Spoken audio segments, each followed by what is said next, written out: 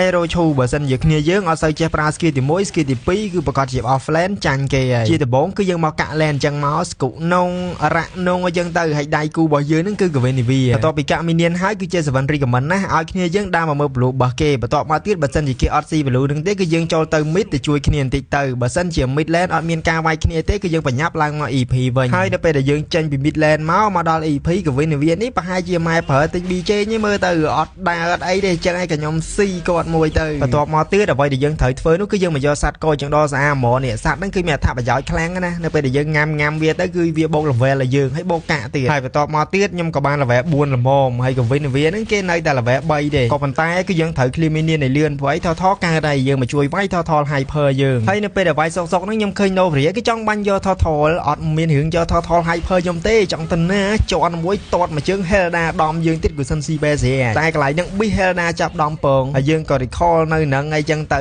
តែ recall ហ្នឹងអត់មានក្តីសុខប្រហែលទេក៏ win គេមកហើយ Oski ទី2 Big ងាប់របស់គេបូជាមួយនឹង flick គេ flame shot ខុសទៀតហើយយើង recall ឌឺហ្នឹងក៏ win គេចូលមកចង់វាយយើងឯណា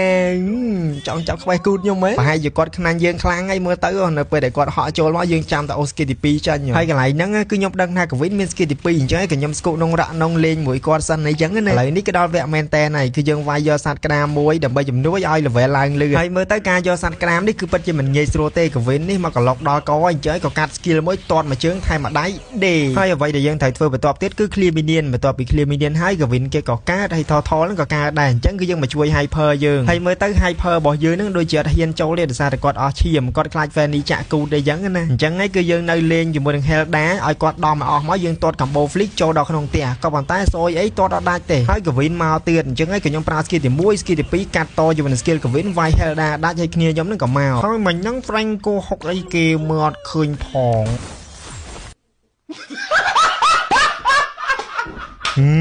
ដោអូតូ skill ទៅកាត់ recall ឌីគេទៀតហើយកលេចទៅមើល Gavin វិញនិយាយវាថាខ្ញុំហក់កន្លែងនេះខ្ញុំគិតថា Gavin ហ្នឹងគេមកក្រោយហើយក៏ប៉ុន្តែនៅសល់ skill ទី2ថែមតែ2ដៃដាច់បាទ Gavin ដេកស្អាតហើយអ្វីដែលយើងត្រូវធ្វើបន្ទាប់ទៀតហ្នឹងគឺកោះទេ enemy ហើយកោះសុកហ្នឹង hell ក្តារគេហ្នឹងក៏គេមកដែរយើងស្គុនងរ៉ាក់នងអីចឹងទៅ Franco ហុកយើងតក៏ប៉ុន្តែគឺពិតជាចង្រៃណាស់អាប៉ោហ្នឹងប្រកែស៊ីបែមែនឥឡូវនេះបើគិតទៅស្អែកដល់ថ្ងៃទី8ហើយនៅថ្ងៃទី8វេលាម៉ោង3 Moon 2នឹងធ្វើការ free ticket របស់ event Leslie Legend ហើយ skin មួយហ្នឹងគឺពិតជាស្អាតខ្លាំងមែនតើនៅពេលដែលទូន revamp ហើយអញ្ចឹងណាអាហ្នឹងបានស័ក្តិសមជា skin លីញយរបស់គេមែនហើយចំនួន ticket ដែល Moon 2បាន free ឲ្យហ្នឹងគឺនៅតែអញ្ចឹងហើយដើម្បីបាន ticket គឺថាគ្នាយើងគ្រាន់តែ top up diamond ទៅហើយបើសិនជាអត់ដឹងថា top up diamond កន្លែងណាដែលមានតម្លៃសមរម្យនិងសេវាកម្មលឿន top up ភ្លាមបានភ្លាមអីទេគឺថាគ្នាយើងអាច top up diamond ជាមួយនឹង Vibol Shop បានដែលមនុស្សស្មោះទាំងអស់គ្នាចំណាយត្រឹមតែ$7.89សេននេះនោះគ្នាយើងនឹងទទួលបាន diamond រហូតដល់565 diamond រីឯ ticket វិញគឺបាន18 ticket full តែម្ដងហើយរបៀប top up វិញគឺគ្មានអ្វីពិបាកសំបីតែមួយបៀកដែលមនុស្សស្មោះទាំងអស់គ្នាគ្រាន់តែចុច link នៃ J7 បានដាក់ឲ្យនៅក្នុង comment មកប៉ក់ហ្នឹងឬក៏ចូលទៅកាន់ក្រុមវាពាក្យថា vibolshop.com ទៅនឹងឃើញជាមួយនឹង website Vibol Shop ហើយបើសិនជាមនុស្សស្មោះទាំងអស់គ្នាអត់មានកងធនាគារអីទាំងអស់សម្រាប់ top up តាម website អីទេគឺថាអាចឆាតចូល page Vibol Shop បានឥឡូវនេះគឺយើងកាច់កជើងដោមកមើលសាច់ game យើងបន្ត